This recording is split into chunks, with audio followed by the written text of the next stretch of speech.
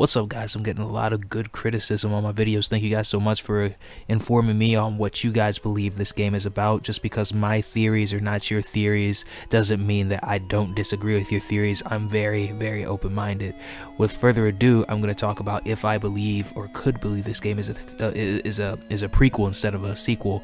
I believe a lot of people are probably saying this game is a sequel because that makes it easier to find in the YouTube categories, because when you think of Undertale, you're thinking of the next game because of how it ended.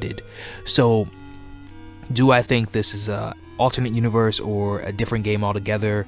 I believe it's definitely in the Undertale timeline. I believe that it could be an alternate universe. I believe it could be a prequel, and here's the reason why. Here's the reason why I think it'd be an alternate universe. Only because of the anagrams.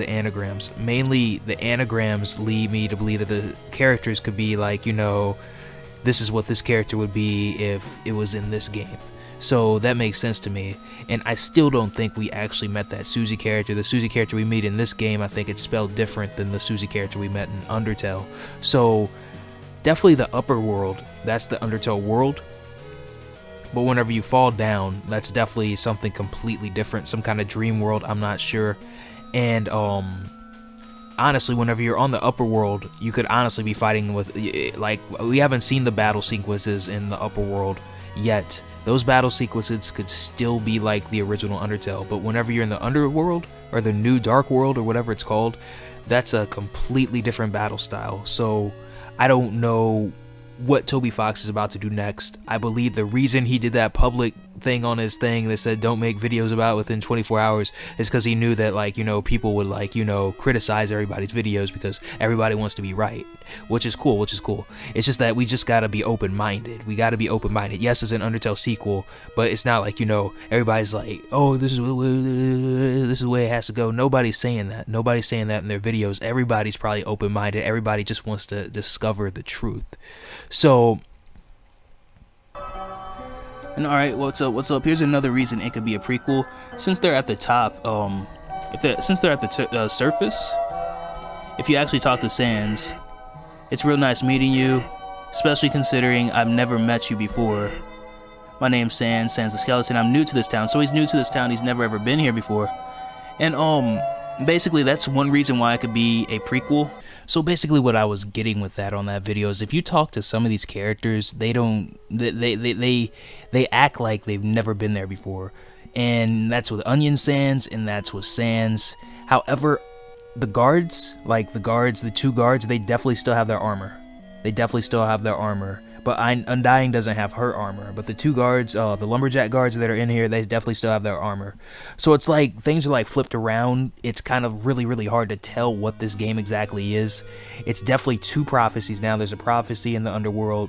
Is the underworld a part of this game? It has to be, because the original characters are part of this game. Some people have been telling me that the underworld can't be a part of this game, but the original characters are a part of this game. If it was in an alternate universe, I would still believe there's an underworld somewhere. There's got to be something tying it together, and I think that something's probably going to be Gaster. There's got to be, the underworld might not be in this universe, but it's got to be somewhere in some universe, and it's going to be tied together in this, because we're not going to, like, completely forget about, we're not going to completely forget about Undertale 1 with the original characters in Undertale. I just completely disagree with that.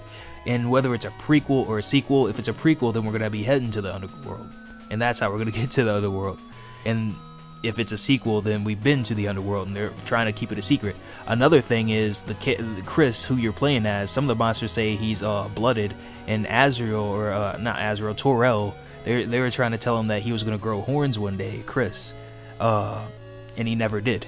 So he might still think he's, like, you know, he might not even know he's a human. For some reason, I don't know why, but we know how Torel likes to keep humans with her and keep them safe. That's just that's how it's always been. So this is the same Torel. She's still following the same patterns as Torel. So could it be an alternate universe? It could be, but these characters are acting like these characters that were from the original game. These right here are just some facts, because I want everybody to be able to, like, tie down and figure out what is actually going on in this game, and I don't want too much confusion. I think this will be it might be my most, you know, robust video for it, to where, you know, we can kind of dial down and, like, you know, get on the same wavelength maybe. But feel free to subscribe and hit the bell to join the Pizza Squad. If it said I was streaming, feel free to come to the stream and debate me. I'm not gonna yell at you. I'm not gonna ban you. Just don't curse me out, I guess. I love talking and trying to figure this thing out. It's really, really cool, and I love the community. You guys are very passionate about Undertale. You guys are amazing. Peace out.